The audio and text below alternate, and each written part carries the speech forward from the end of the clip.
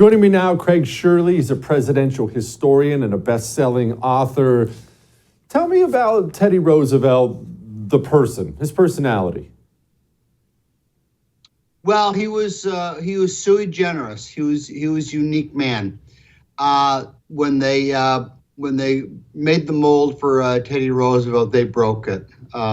He broke the mold. It was unlike any other American president we've ever had, which is probably why he's on Mount Rushmore.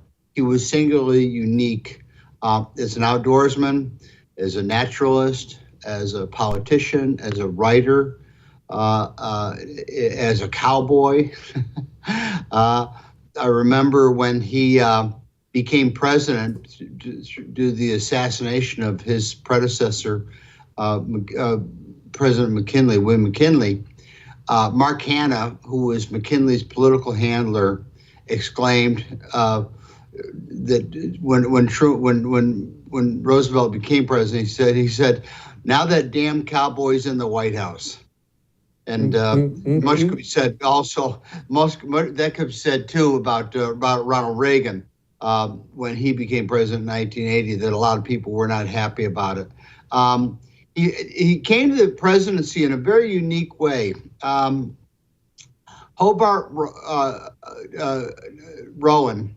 Augustus Rowan was vice president under William McKinley. He was an unremarkable politician, but he filled the bill for McKinley. He was a non-offensive politician, but he loved the Washington party scene, and he literally went to something like 11 receptions a week, availing himself of free food and free booze.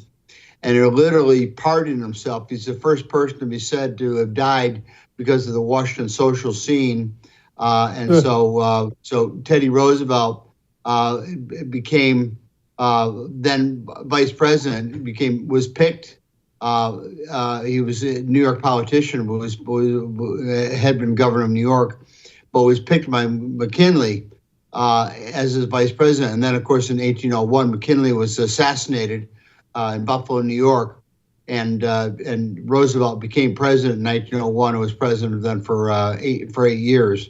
Tried again for obviously through the Bull Moose Party to run again for president, but he split the party and delivered the White House to Democrat Woodrow Wilson in 1912. So he was fractious.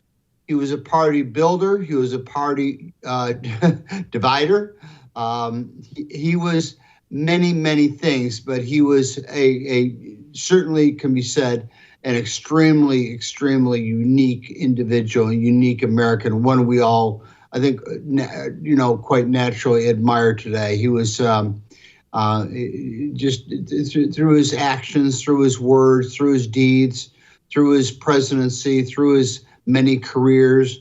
He was a Renaissance man. He was a true Renaissance man. And I forget too that he was the first American president to win the Nobel Peace Prize for negotiating an end to the Russo-Japanese War. So he did that too. Did you enjoy that? If you did, we have a whole special on it, a whole special on Teddy Roosevelt, and all you have to do to watch it is go to thefirsttv.com/support. Go do that and enjoy yourself.